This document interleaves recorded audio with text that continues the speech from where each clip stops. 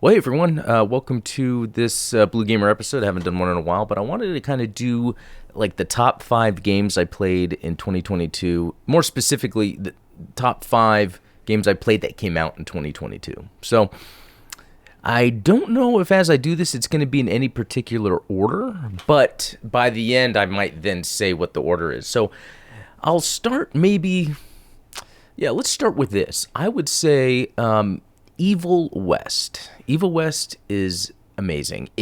We joke that it plays like a 360 era game, but really the fact is it plays just like a standard third-person game. I mean, you could even say modern 2D games play like a Mario game, a Nintendo era game, but it's really just the gameplay lends itself to that era where it became a thing, but they add enough modernization to make it awesome. What makes Evil West so awesome is the fact that there's so many combat abilities in the game. And you might even say, oh, well, the new God of War has so many combat abilities. But the difference is in God of War, it's very arbitrary. It's just like, yeah, here's a bunch of combat abilities that you can use. But in Evil West, like everything is so specific to do certain things to have specific outcomes. And you're surrounded by so many different enemies that can only be killed certain ways or can be killed in certain ways to have specific outcomes, like certain drops or certain drops that you can chain for then additional attacks. And as you do the upgrade system, you almost choose through the first playthrough what you want to upgrade based on what you want to use more in terms of setting up the enemies to then use the secondary. It's almost super confusing, but really there's so many ways that you can fight so many enemies surrounding you. It almost becomes a strategy game in a way. It's like, it's hard to say it's an action strategy, but really when you're actually in the combat and the deep of the combat, you really got to think, okay, what am I going to use here? Because I'm surrounded by all these things. This guy's invincible. This guy will do this if I don't do this on time. There's so many things you have to think and be aware of. Excellent game. I can't wait for a sequel. I can't wait for DLC. I've done a second playthrough, not all the way yet, but it's just so fun. So another game, Sniper Elite 5. I enjoyed the other Sniper Elite games. Really starting with 3, but 5, I feel like it really came into its own where it takes the best of what I think other third-person games do. So, for instance, in the Hitman games, I like how it has these certain missions you choose, and it's a huge open world, and then there's so many ways to do certain things. There's things you can unlock in the mission. There's certain entry points you can unlock for additional playthroughs, and that's what Sniper has added on top of the already badass third-person combat that, it's a bit more tactical than it is just a straight-up shooter. Because it's called Sniper, you think, well, you're sniping most of the time, and there's a lot of that, but when it comes to how you play, you can just stealth your whole way through, or you can just shoot them up the whole way through. But when it comes to shooting, you do have to, again, this calls back to Evil West, you strategize the scenario. So if you know what types of enemies you're going to run into, you might want to have certain weapons equipped.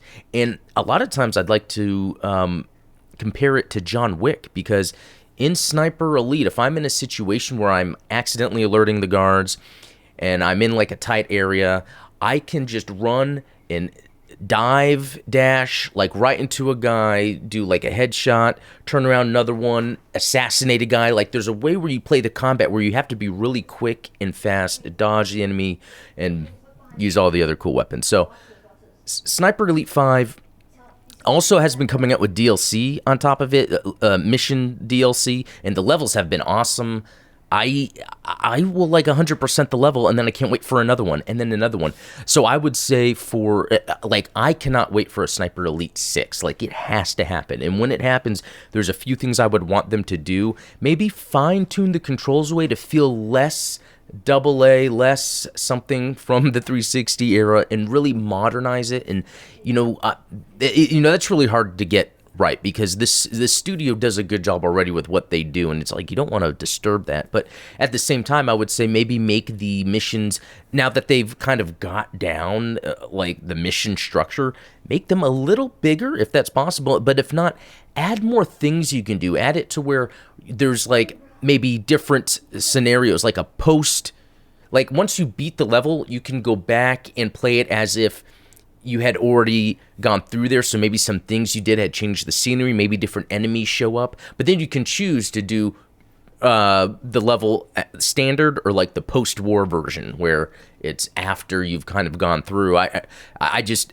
sometimes I feel like it would be cool in these games if you can set up the open world so then you can go back to it later and have things as you're going through and doing the little objectives that you've kind of set up along the way. That could be traps, that could be weapon caches in certain areas. And you know what? Another thing too is the co-op. Like, I unfortunately couldn't get people to play the co-op with me. I don't know why. I was trying to get my brothers to play.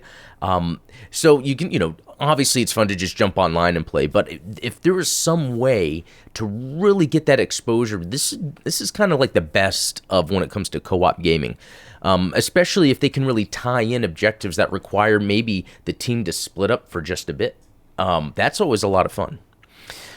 All right, another game that I consider one of my favorites this year is SD Gundam Battle Alliance. Now, this is a game where if you don't know Gundam, you probably don't even care. But this is a game that is very interesting because it actually plays just like the Marvel Ultimate Alliance games. This is literally another Marvel Ultimate Alliance. I would say even more specifically Marvel Ultimate Alliance 3 when you go into the options and change the camera view to be more centered behind the character instead of the overhead view. Otherwise, it's exactly the same. It has a lot of grinding to upgrading your characters, boss battles, but also like Marvel Ultimate Alliance 3, you really have to be careful on your combat abilities, strategizing. It's skill-based. You have to block at the right time. You have to dodge at the right time. You have to use specific attacks at the right time. Excellent game, and I think you don't have to like Gundam to like it. And I think, too, if you're someone that's a fan of Souls games in terms of the difficulty it presents to you, SD Gundam Battle Alliance is that, because it's really your skill. How good are you at confronting enemies? There could be swarms of enemies, or they can be bosses that are just crazy, like giant, what they call mobile armor bosses, or giant Gundams. It's an excellent game.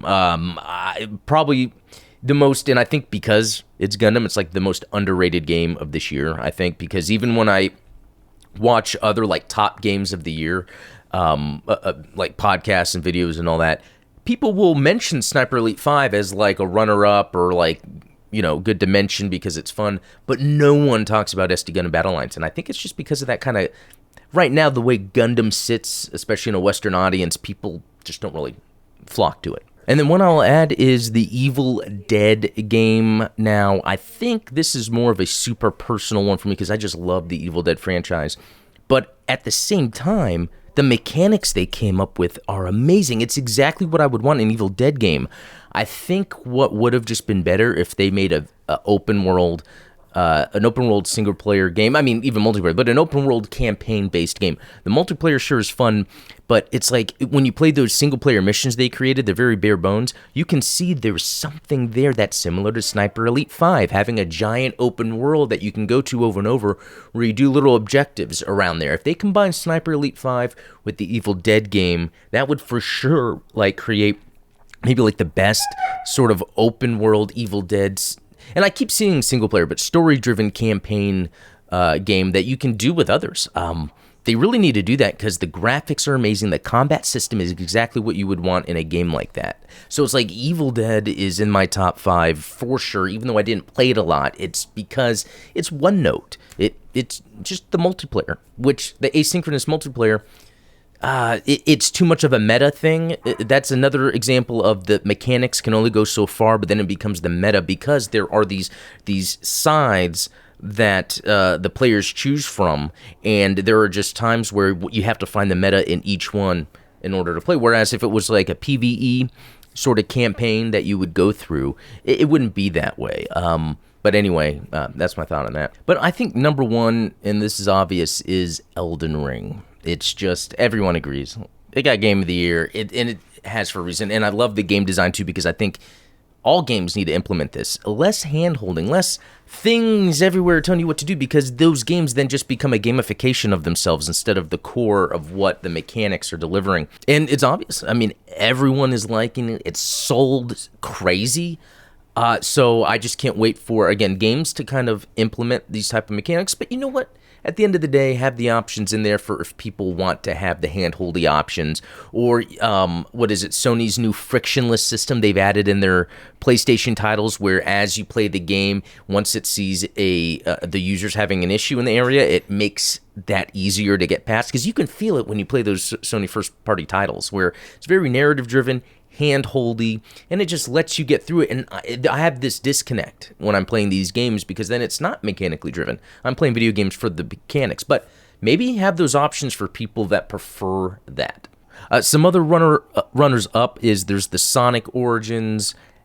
That's just classic Sonic. That was fun. That new TMNT Shredder's Revenge, that was a pretty fun game, but it was super like one note. Even a lot of people talking about it online, I kind of agree in general how people played it, enjoyed it, especially with the friends at the time, but then it was just kind of like, okay, let's move on. And I think that's just the nature of the experiences we get in more of a 2D setting than we get in a 3D setting. Really the difference being with a game like Vampire Survivors and those Survivor-likes that have been coming out this year. I've played a ton of them. Vampire Survivors does it the best, but the mechanic there is the fact that you can just use one hand to play. So Sonic Frontiers. I think Sonic Frontiers is not the best thing it could be, but actually it's like pretty good. Like, it's doing some things that I think the Sonic series needs to do going forward, and they're adding a whole bunch of DLC to it. So it seems like that there's going to be some cool Sonic stuff coming in the future. But anyway, yeah, so those are my kind of top 5 in no particular order, although I'd say Elden Ring is number 1, maybe Evil Dead is more in the 5, and then Evil West, Sniper Elite 5, and SD Gun and Battle Alliance are like in that middle 3. But let me know what you think as well. I do think in general, other than Elden Ring, this year was kind of just lame with games in general. I mean, a lot of fun stuff, but not like we see. I think it had to do with COVID, that kind of messed up development timelines. Next year could be crazy. But anyway, guys, thanks for watching. Talk later.